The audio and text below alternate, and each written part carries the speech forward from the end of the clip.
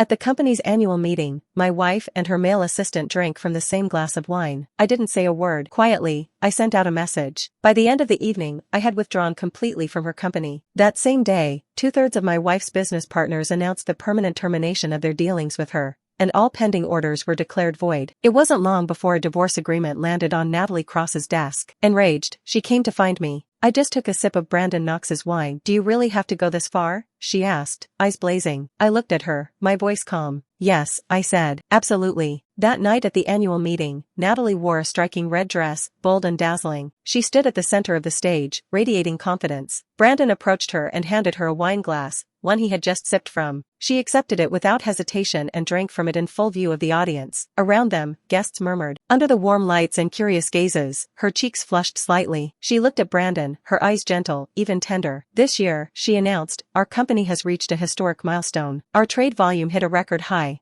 and our market value has doubled." She smiled at Brandon and continued, "The credit goes to him, Brandon. He led the team, followed through on every project, revised strategies night after night, and worked tirelessly to open new markets. As a reward for his dedication," she declared, "I am promoting him to director of the project department and transferring 10% of my shares to him." The room erupted in shock. 10% of her shares, worth $300 million even at the current valuation, was an enormous gift. What's more, her shares came with management rights. With that single announcement, she had effectively named Brandon the director of the company. Applause thundered through the venue. The crowd, shocked and envious, clapped so loudly it threatened to shake the walls. I sat in the shadows, at the far end of the room, watching the scene unfold. My chest grew heavier with every second. Years ago, when Natalie and I first spoke of marriage, my parents were skeptical. She came from a modest background, and her pride was hard to ignore, but I believed in her. I stood by her, even broke ties with my family when they tried to oppose the marriage. For the next 5 years, I poured myself into her dreams. I was with her every step of the way, helping her build her company from nothing. I started at the bottom, taking on basic sales work. I helped her track every lead, follow up on clients, and secure orders. There were times when I was traveling nonstop, living out of suitcases, surviving on a single cup of instant noodles a day. When I couldn't go on, I would rest in a fast food shop, then get up and keep going. I drank with clients, negotiated deals, and pushed past exhaustion. More than once, I landed in the hospital with gastric bleeding. I gave everything I had to help her build this foreign trade company, brick by brick. And yet, in front of all those people, she credited it all to Brandon, a junior assistant who had been with the company for just 2 years. She handed him the role that should have been mine. She gifted him a seat at the table I helped carve. Natalie has always been reserved, someone who keeps most of her emotions hidden. Even when her heart was stirred, she would barely show it on her face. So when she asked, 5 years ago, to keep our marriage a secret from the company so she could focus on work, I agreed without a second thought. I didn't need the world to see us, I only needed her to stand with me. But now, she was openly flirting with Brandon, drinking from the same glass, smiling at him the way she once smiled at me. In one night, everything I had given her, my loyalty, my youth, my sacrifice, was crushed under her feet like dust. I left the venue quietly, my heart already packed and gone. Outside, I pulled out my phone and found a number I had long buried in my blacklist. "Dad," I said when he answered, "I've thought it over. I'm ready. I'll come back and take over Whitmore's from you." On the other end, my father burst into tears. He said yes over and over, voice trembling. "Lucas," he said, "I'm so glad you've finally come to your senses. You're my only son. I poured everything into raising you. I just want what's best for you. As for Natalie, we loved her because you did. Don't worry. Now that you're married, your mother and I will treat her with kindness, and do our best to meet whatever she asks." When we first met, the proud and sharp-tongued Natalie feared my CEO's parents would look down on her. So, in front of them, she deliberately acted brash and unruly, trying to show that she wasn't some gold digger chasing wealth. When we started discussing marriage, Natalie demanded that my family give her $88.8 million in cash and transfer 30% of our company's shares to her maternal half-brother, while her own dowry consisted of just 2 quilts. Naturally, my parents refused. Natalie then cried, accusing them of looking down on her, and forced me to choose between her and my family. Blinded by love, I chose her without hesitation. I turned my back on everything, my name, my family, for her. Looking back now, I realize how foolish and unfilial that decision was. Hearing my father's weak coughs over the phone, my heart ached with guilt. "Dad, I've decided to divorce Natalie. I'll cut all ties with her company. From now on, we'll be strangers, completely separate lives." He was stunned at first but quickly understood the gravity of my words. After a pause, he said with conviction, "It's best to stop the bleeding early. If this is your decision, I'll support you without hesitation. I'll inform the finance team to pull all investments from Natalie's company immediately." As I stood there, still absorbing his words, he added something that struck me to the core. 3 years ago, When Natalie's company faced a crisis and hovered on the brink of bankruptcy, a mysterious angel investor stepped in. That investor was Whitmore's. Afraid that I would object out of pride, my father never told me. He quietly funneled a massive investment into Natalie's company to save it from collapse. Only today did he finally tell me the truth. After hanging up, guilt and sadness churned in my chest. I couldn't settle my emotions for a long time. By the time I got home, it was already deep into the night. When I opened the door, I saw Natalie lying lazily on the sofa, one shoulder bare. Brandon, wearing my home clothes, was kneeling beside her, massaging her waist and legs like he owned the place. "Brother-in-law, you're finally home," Brandon said with a mocking smile. "You disappeared during the annual meeting. President Cross looked all over for you. She called, but your phone was off. Next time, leave a message. Don't make her worry so much." Natalie didn't even open her eyes. She gave a cold snort. "Lucas Whitmore, if you were half as attentive as a ye, maybe our life wouldn't be so dull." I had been on my way to the study, but her words made me stop. I turned to her. "In that case, let's divorce. You can go ahead and live with him openly." My tone was steady, almost too calm. But Natalie shot up from the couch, glaring at me. "Lucas, are you insane? How dare you talk to me like that? You can't compare with Brandon at work, and you're dull and uninteresting at home. I criticize you a little and you throw a tantrum? Take a good look at yourself. Do you still think you're the precious heir of the Whitmore family?" Yes, I had aged more than 5 years in the span of just a few. Not long ago, I pulled several all-nighters for a major project. I hadn't even had time to shave. Compared to Brandon, polished and fresh-faced, of course I looked worn out. But Natalie knew well that breaking ties with my parents was my deepest pain, and still, she stabbed there without mercy. It felt like she was cutting straight into my heart. I inhaled deeply and met her eyes. "I'm serious. I hope you'll reflect on this carefully." "Reflect on what? What exactly do you want me to think about?" Natalie snapped, irritated. "You just want to go against me, don't you? Can't you see how hard I work every single day? You're in charge of the company during the day, and I finally get a break when I'm home. I just let Brandon keep me company for a while. Why are you being so petty and stirring up trouble?" She slammed the table, as if genuinely enraged. Brandon rushed to get warm water and gently helped Natalie drink it. "Lucas, be honest, can you even compare to Brandon? If I relied on you to care for me, I'd have died of frustration by now." Even now, Natalie couldn't resist tearing me down while praising him. Brandon added with false modesty, "Come on, brother-in-law, try to be more like me. There's nothing between Sister Natalie and me. Why embarrass yourself over this?" He clicked his tongue and gave me a look full of condescending pity, but neither of them noticed how tightly my fists were clenched. I couldn't even remember when Brandon had become so brazen in front of me. Maybe it started the day he stopped being a security guard and became Natalie's assistant. Or maybe it was when she first brought him into our home. "Why are you still just standing there? Go make some hangover soup." Natalie kept shouting orders. "And how many times have I told you that Brandon is allergic to alcohol? Can't you remember something so simple? I'm begging you, big brother. This is all you're good for. Can you just do it properly for once?" She held her forehead, looking at me like I really was the useless burden she always accused me of being. But aside from my relentless effort at work all these years,